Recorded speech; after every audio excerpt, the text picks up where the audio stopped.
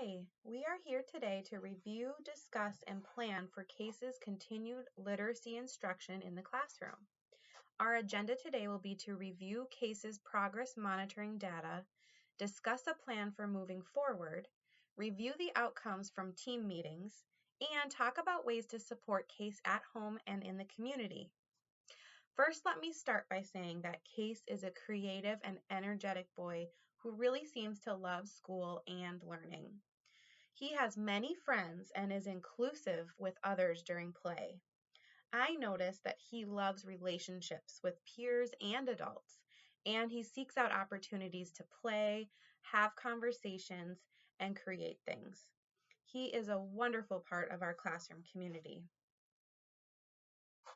Over the last 9 weeks, we've introduced small group interventions for Case, working on his ability to recognize familiar words in print.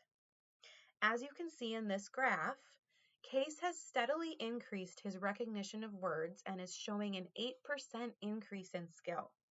For Case, I would recommend continuing the small group intervention to boost his word recognition score even closer to 50%.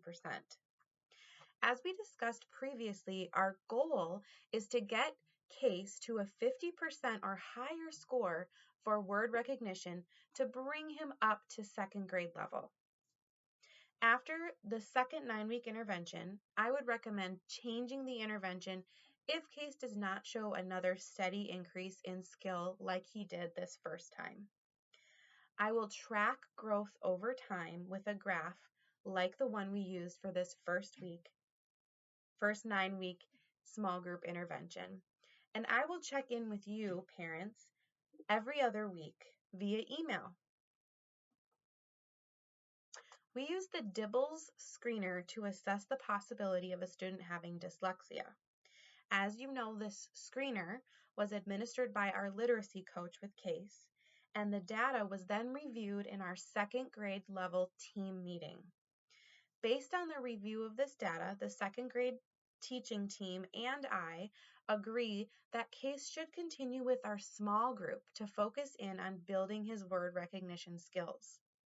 What I want to pay close attention to is his recognition of words that are common but easily confused sometimes. For example, the words it, the, was, saw, on, and no are common words but can be easily mixed up for people who have dyslexia. Myself, my paraprofessional, and our literacy coach were able to also sit down and look at this data together to talk about specific strategies for this next 9-week small group intervention. We decided to use multisensory methods for teaching word recognition. Some of the activities will be building words with manipulatives, tracing words in sand, putting together word puzzles, and doing word searches in different books, circling the words when they're found. Multisensory learning is beneficial for students because it engages multiple senses simultaneously, creating stronger neural connections and enhancing memory and learning retention. We will start with a list of words that we are working on and change the words over time as mastery continues. You will also receive a copy of the word list each week so you can also practice together at home. As I mentioned just now, using multisensory methods for teaching is something that is good for all students and especially students potentially who have dyslexia. Reading at home together regularly is one suggestion we have for supporting Case in his word recognition development with you at home. Point out words as you read them and allow Case to point out and identify words himself as well. During reading time, have the list of words we're working on at school with you. If you see any of the words on the list, you can put a check mark or a star next to it. Then, at the end of the week, see which word you found the most in the books you were reading. Make it fun and positive. Do it together.